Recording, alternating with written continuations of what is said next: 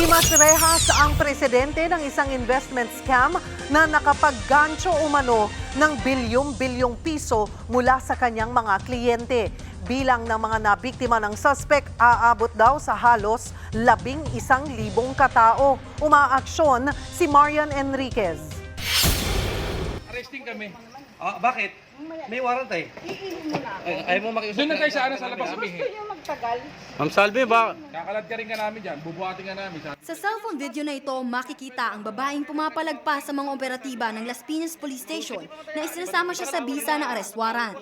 Siya ang 57 anyos na si Salvi Anahaw, presidente ng Wahana Investment Corporation na inirereklamo sa kasong estafa na aabot raw sa bilyon-bilyon ng halaga. Warrant of arrest yung dala namin ha, Ma'am Salve. Saan galing yan? Sa Piñas. Ikaw naman ay may karapatan ha. Bibigay namin sa iyo yung karapatan mo. Ayun ang warrant po. Ayun po ang warrant niya. Nagbibideo pa. February 2016 pa raw nang mag-umpisang gumulong ang Wahana Investment Company ni Salvi na nangangako ng malaking interes sa mga investor. Nag-umpisa ang interest rate sa 20% hanggang sa naging 48% per month noong taong 2018. Tayo naman po, tao lang.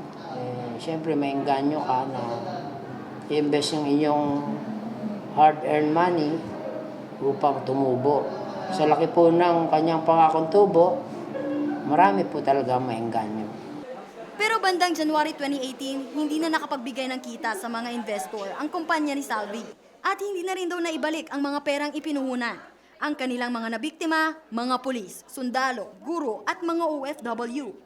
Kaya ang ilan sa mga nabiktima ng Wahana sumugod sa Las Piñas Police Station. Isa na rito si Merlita Eliazar na ininvest ang mana nilang magkakapatid na 1.6 million pesos noong January 2018. Dapat ibalik na yung pera namin, di ba? Kahit yung ano na lang, 1.6, ibalik sa amin. Tatanggapin na lang namin, kanila na lang yung tubo. Ayon sa mga nabiktima, hindi bababa sa 11,000 katao ang kanilang nagancho kung saan aabot sa bilyon-bilyong piso ang nakuha ng suspect. Kwento naman ng suspect na si Salvi, malinis raw ang kanyang konsensya. Wala raw siyang kinalaman sa inirereklamong pangi-scam.